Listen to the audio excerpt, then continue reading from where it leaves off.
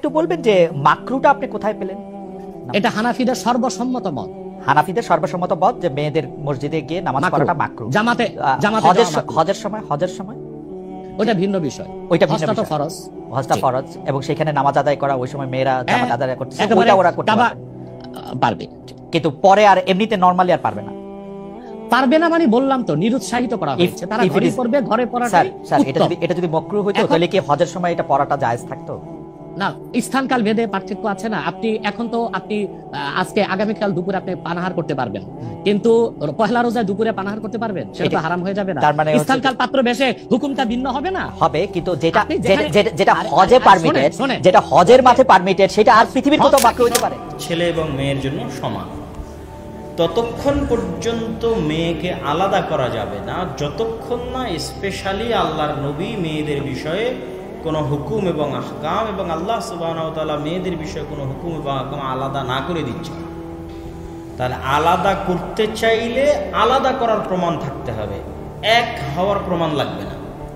কেন এক হওয়াটা ইন জেনারেল বাই ডিফল্ট। প্রমাণ লাগবে কোনটার বলেন তো, জোরে বলেন, কোনটার প্রমাণ লাগবে? আলাদা। তাহলে আপনি যদি বলতে চান মেয়েদের সিজদা এরকম হতে হবে, এরকম নয়, তাহলে আলাদার প্রমাণ দিতে হবে। আর যদি আলাদার প্রমাণ না থাকে তাহলে বাই ডিফল্ট আল্লাহর নবী যেমন সিজদা করেছে তেমনই সিজদা করবে মেয়েরা। জি, মেয়েরা ঈদের সালাতে জামাতে যেতে বাধ্য, জুমার সালাতে যাওয়া উচিত।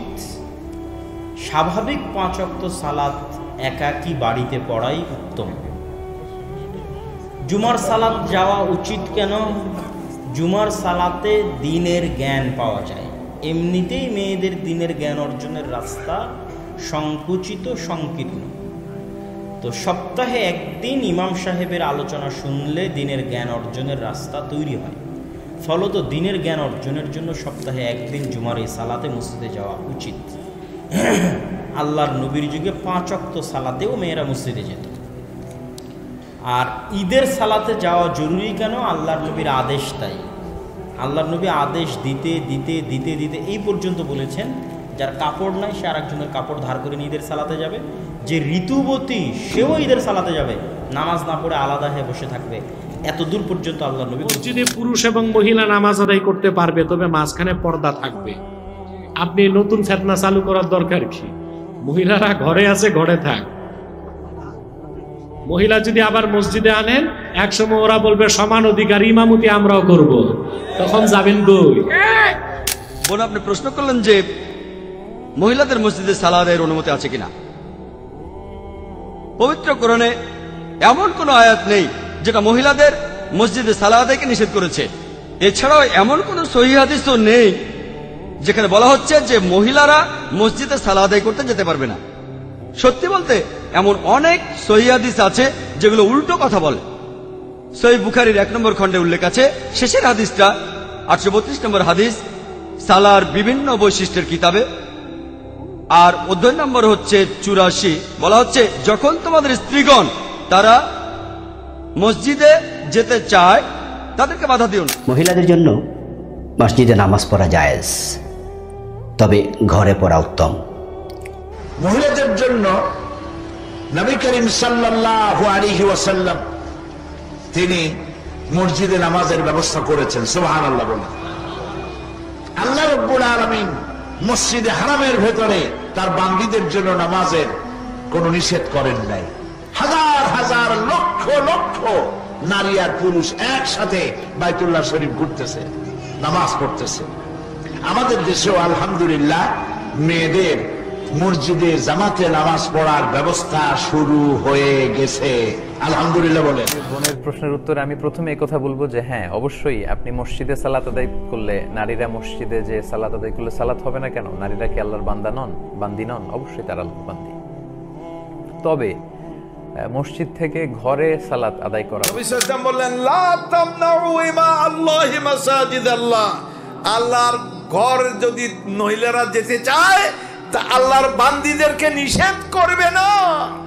স্বামীর অধিকার নাই নিষেধ করা। বলেন আমি কিভাবে তোমাকে নিষেধ করবো? রাসূলুল্লাহ সাল্লাল্লাহু আলাইহি ওয়াসাল্লাম বলেছেন, লা তামনাউ ইমা আল্লাহি মাসাজিদাল্লাহ। মেয়েরা মসজিদে যেতে চাইলে তোমরা নিষেধ করবে না, তা আমি ওমর কিভাবে তোমাকে নিষেধ করবো? কিন্তু আমি অপছন্দ করি। আমাদের মেয়েদের জন্য, মায়েদের জন্য, বোনদের জন্য আমরা রাস্তাঘাটগুলো, মার্কেটগুলো, বিভিন্ন সিনেমা হল ইত্যাদি জায়গাগুলো আমরা সব অবারিত মুক্ত করে দিয়েছি। বিভিন্ন ধরনের ওই যে আপনার পর্যটন কেন্দ্র সব মুক্ত করে দিয়েছি, শুধু মসজিদগুলো তালাবদ্ধ করে রেখে দিয়েছি, তাই না? শুধু মসজিদগুলো তালাবদ্ধ করে দিয়েছি।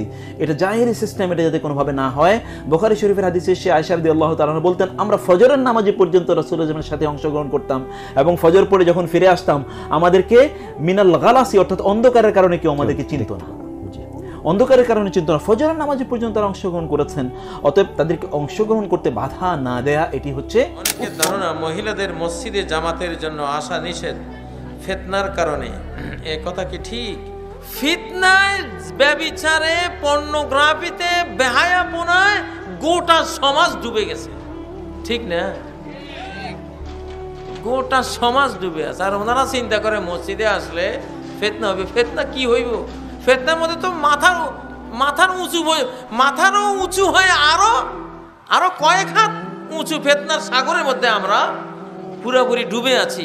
এখন মসজিদে আসলে কোনো ফিতনা হওয়ার আর আশঙ্কা নাই, ফিতনা যা হওয়ার হয়ে গেছে। এখন মসজিদে আসলে বরং ফিতনা। বাংলাদেশে মেয়েদের এই যে মসজিদে যাওয়ার ব্যবস্থা নেই, এটা আসলে কেমন লাগে? নবীজির মসজিদে মেয়েরা নামাজ পড়তে যায়, আল্লাহর ঘর কাবা শরীফে মসজিদে নামাজ পড়তে যায়। বাংলাদেশের মেয়েরা এই সিস্টেম গুলো পায় না, মসজিদে যাওয়ার ব্যবস্থা নেই, এজন্য এরা হয় মাজার মুখী নাই বাজার মুখী।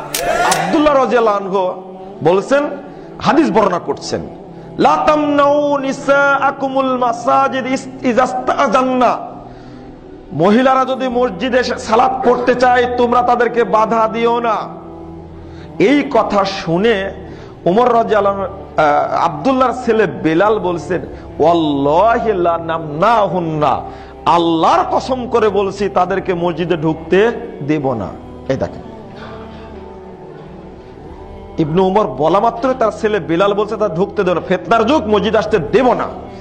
এই কথা বলা মাত্রই, বলতে না বলতেই ইবনে উমর রাদিয়াল্লাহু আনহু ফাকাদ্দামা ইলাইহি, তার দিকে দৌড়ে গেলেন মারার জন্য। ওয়াসাব্বাহু সাব্বান সাইয়্যা, অত্যন্ত নোংরা ভাষায় গালি দিলেন, তাচ্ছিল্য করলেন। এরপরে বলেছেন, উখবিরুকা আন রাসূলিল্লাহ সাল্লাল্লাহু আলাইহি ওয়াসাল্লাম তাকুল লামনাহুন্না, বেয়াদব কোথাকার, আমি তোমাকে রাসূলের পক্ষ থেকে হাদিস শোনাচ্ছি আর তুমি বলছো বাধা দেব। মুসনাদে আহমদের ইবারত 4933 নম্বর হাদিস। ওই হাদিসে আসছে, মা কাল্লামাহু হাত্তামাত, ওই দিনের পর থেকে ইবনু উমর তার ছেলে বেলালের সাথে মৃত্যু পর্যন্ত আর কোনোদিন আসা ভালো, বিষয় ভিত্তিক বক্তব্য শোনা হবে, 5 ওয়াক্ত সালাত বাড়িতে ভালো। তবে বুখারী মুসলিমের একাধিক হাদিসের বিবরণে বোঝা যায় যে মহিলারা মসজিদে আসতো, যার অত্র বিবরণ স্পষ্ট প্রমাণ। মহিলারা মসজিদে এসে নামাজ পড়তে পারবে, কিন্তু বাসায় পড়াটা উত্তম। নবী করিম সাল্লাল্লাহু আলাইহি সাল্লাম থেকে পরিষ্কার হাদিস বর্ণিত হয়েছে, লা তামনাউ ইমা আল্লাহি মাসাজিদাল্লাহ, তোমরা আল্লাহর বান্দীদেরকে আল্লাহর ঘরে আসতে বাধা দিও না। আবার এই কথাও আছে, ওয়াবুয়ুতুহুন্না খায়রুল লাহুন্না, সম্ভবত আবু দাউদের হাদিস, ওয়াবুয়ুতুহুন্না খায়রুল লাহুন্না, তবে মেয়েদের জন্য তাদের বাসা বাড়িতে সালাত আদায় করাটা অধিক উত্তম মসজিদে পড়ার চাইতে। নবী করিম সাল্লাল্লাহু আলাইহি সাল্লামের পিছনে আদায়কারী এক মহিলাকে তিনি বলেছেন যে তোমার জন্য উত্তম হয় তোমার বাড়িতে আদায় করা। তিনি এক হাদিসে বলেছেন, মহিলারা তাদের বাড়ির চৌহদ দিতে এরিয়াতে পড়ার চাইতে ভেতরে পড়া উত্তম। যত ভেতরের কক্ষ হবে তত বেশি উত্তম হবে, বেশি সওয়াবের হবে। তবে বাজার ঘাটে, রাস্তায়, শহরে, বন্দরে, বিশেষ করে পাবলিক প্লেসগুলোতে, মার্কেটে যেসব মসজিদ আছে সেখানে অবশ্যই ছেলেদের পাশাপাশি মেয়েদেরও সালাত আদায়ের ব্যবস্থা থাকতে হবে। জুমার পড়তে মসজিদে যাওয়া যায় কিনা? মেয়েদের জন্য মসজিদে যাওয়া যায়, তবে ঘরে নামাজ পড়া উত্তম, যদি মেয়েদের জন্য পর্দার সাথে যাতায়াতের ব্যবস্থা। First question is that a woman went into a shopping mall, and while the prayer was going on, she entered the masjid and prayed Maghrib on her own. She did not join the congregation, and she felt bad about it. So is she sinful? The answer is no. We all know that it is not mandatory, it is not obligatory upon a woman to pray in congregation. So she is free. If she want to pray on her own or join the congregation, this is totally up to her. But usually it's a bit weird when people are praying in the masjid and you're praying on your own. They would probably think that you're a Shia, and there is nothing that calls for it. But in terms of being sinful or not, no, you're not sinful.